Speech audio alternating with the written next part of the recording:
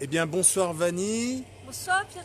Donc ce soir, nous sommes devant la résidence Les Macareux, la maison de retraite, l'EHPAD de Perros-Guirec. Nous sommes proches de la route. Si tu veux, Vanny, je te Tout à propose fait. que l'on se rapproche de la maison. Voilà. Donc c'est tout simplement Par pour. là. Voilà, c'est très bien. Tiens, mets-toi par ici, comme ça, Oui. tu n'auras pas le soleil. Voilà. Voilà. Donc ce soir, nous sommes là devant l'EHPAD des Macareux pour parler d'EHPAD, d'EHPAD hors des murs. On a plusieurs sujets, enfin deux sujets à traiter, mais ce soir, on pense à nos aînés. Oui. Donc ce que je te propose, Vanny, c'est de nous faire d'abord le constat, comme on fait dès qu'on parle d'un sujet, on fait d'abord un constat. Donc si tu veux, je te donne la parole. D'accord. Bonsoir, donc bonsoir à toutes et à tous. Effectivement, nous allons parler de l'EHPAD. Alors, le constat est que les gens qui rentrent en EHPAD ont en général 88 ans. C'est une moyenne, tout à C'est fait. une moyenne, hein, voilà, 88 ans, effectivement. Ce qu'il faut savoir, c'est qu'à Perros-Guirec, je redis sur notre ville, hein, à Perros-Guirec, il y a à peu près plus de 500 personnes qui ont 80 ans et plus. 500 personnes. 85 ans et plus. 85 ans et plus, Ouais, tout à pardon, fait. voilà. Et 1000 1000. personnes, voilà, ont 80 ans et plus, Tout à fait. voilà. Ce qu'il faut savoir, que c'est l'EHPAD ici, il y a à peu près, il y a 65 places, voilà, qui sont déjà occupées de toute façon.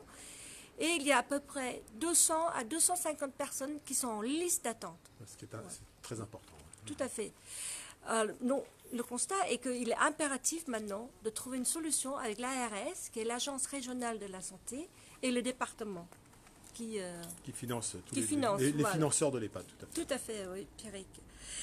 Et il y a une chose qu'il faut savoir, effectivement, c'est qu'en n'ayant que 65 places à Perros-Guirec, c'est-à-dire que pour 7000, un peu plus de 7000 habitants, eh bien, le nombre, la proportion, Le pourcentage, oui, tout à fait. voilà, le pourcentage de places L'EHPAD.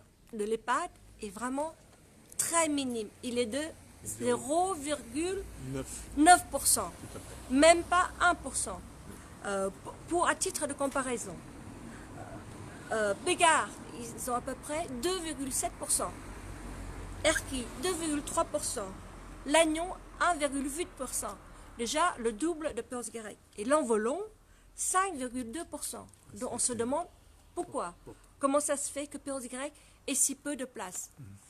C'est vrai qu'il y a un vrai travail, il y a un vrai travail à faire avec la RS. On ne peut pas rester dans cette situation. C'est compliqué. On sait que malheureusement, nos aînés sont dans les EHPAD aux alentours, que ce soit à Tréguier, à Lannion, et très bien accueillis par ailleurs dans ces EHPAD. Je suis personnellement aussi, j'ai ma belle-mère qui est en EHPAD. On n'a pas pu pourtant c'est une Pérosienne, elle n'a pas pu rentrer à l'EHPAD de Macareux. Elle est à Lannion et elle est prise en charge très très bien à Lannion, ça c'est sûr. Mais c'est compliqué. Il faut vraiment, on aura un vrai travail à faire pour pouvoir trouver des places en EHPAD et améliorer le nombre de lits, quoi, augmenter le nombre de lits. Ouais. Oui, parce que nos aînés ont le droit, sont en devoir, ont le droit de vouloir être dans une maison de retraite proche de leur famille et proche de la ville simplement où ils ont vécu tout le temps. Il ne faut pas trop aussi les délocaliser, on va dire. Comme ça. C'est pour ça qu'il y a peut-être une solution intermédiaire. Effectivement, Pierrick. Tu en profites, il y a une solution intermédiaire. Je te donne tout de suite, je te donne à Oui. nouveau la parole. Non, oui, alors il y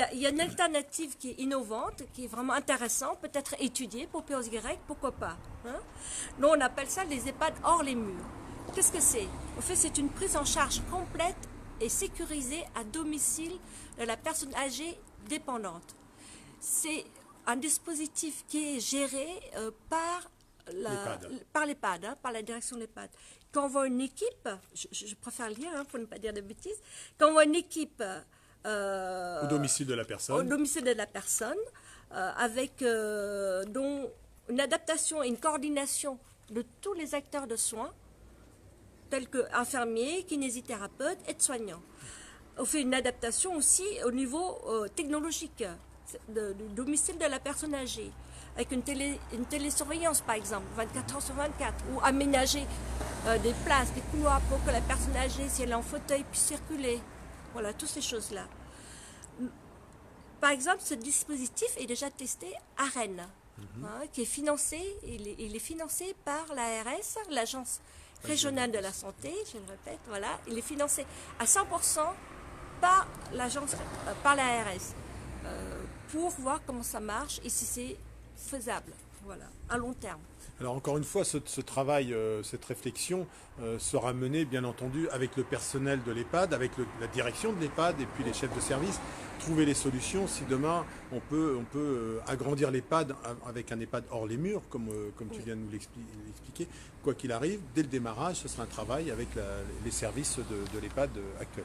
Tout à fait. Donc, la première des choses aussi de l'intérêt de ce dispositif, c'est aussi se permettre aux personnes âgées dépendantes de rester le plus longtemps possible à domicile. Chez elles, de retarder l'entrée en EHPAD. Voilà. Donc, c'est peut-être une des solutions aussi qui peut être aussi écologique. On ne sait pas, il faut réfléchir là-dessus. Parce que justement, peut-être au lieu de construire d'autres bâtiments, pourquoi ne pas utiliser les bâtiments existants qui sont dans les domiciles de ces personnes âgées. Voilà, c'est une réflexion. Et effectivement, même si ça ne dépend pas à 100% de la commune de gérer ça, il n'empêche pas qu'on peut aller quand même essayer de défendre le dossier. Tout à fait. Voilà, pour nos aînés, pour leur bien-être. Ça ne défend pas de la commune, sauf que le personnel communal, c'est du personnel qui est rattaché à la commune. Donc il y a une gestion du personnel par la commune. Ça, puisque je parle du personnel, c'est vrai que j'en profite pour tirer mon chapeau, vraiment chapeau bas à tout ce personnel dans les EHPAD, quel qu'il soit. Je veux dire, moi je vois à Lannion parce que ma belle-mère y est, mais j'ai visité les différents EHPAD. On a eu un accueil chaleureux au moment des inscriptions. On l'a inscrit dans plusieurs EHPAD au démarrage. On a un accueil chaleureux et quand je vois le travail qu'ils font au quotidien, c'est vrai encore plus pendant cette période de Covid et de confinement où nos aînés ne peuvent pas voir leur famille. Oui. Ils sont à leur côté pour les aider, pour les rassurer. Donc vraiment, chapeau bas pour tout ce personnel dans les EHPAD. Ce qu'on a oublié de dire justement, je pense au personnel, c'est Émilie. Oui, Émilie Lebredec qui est dans notre équipe et qui est aujourd'hui, elle est assistante sociale en gériatrie et en médecine à l'hôpital de Lannion. Oui. Émilie assistera Vanny sur ce dossier de nos aînés. Voilà. Je ne sais pas si Vanny, tu avais quelque chose à rajouter? Non, pas spécialement. C'est juste pour vraiment dire que voilà. Croyez en nous, votez pour nous, on compte sur vous et vraiment on veut que les choses changent. Voilà. Au mieux pour les intérêts des Pérusiens. Tout à fait. Merci beaucoup à tous. Merci Vanny. Alors merci à toutes et à tous. C'est vrai que Vanny l'a dit. Je sais que par le passé, il y a eu des choses de faites. C'est pas aussi simple que ça. Oui. Il y aura un gros travail à faire avec l'ARS. Ça a déjà été recherché. Et là, je voudrais pas. On est là toujours. On veut pas rentrer dans la critique. Nous, on veut que ce soit constructif. Je sais qu'il y a des choses qui ont été faites, des démarches qui ont été entreprises. On continuera ces démarches. L'objectif est bien d'améliorer le nombre de places, d'augmenter le nombre de places. Je voulais dire, pas améliorer, augmenter le nombre de places pour pouvoir accueillir nos aînés sur place à Pérouse-Guirec. Voilà. Je vous remercie toutes et tous.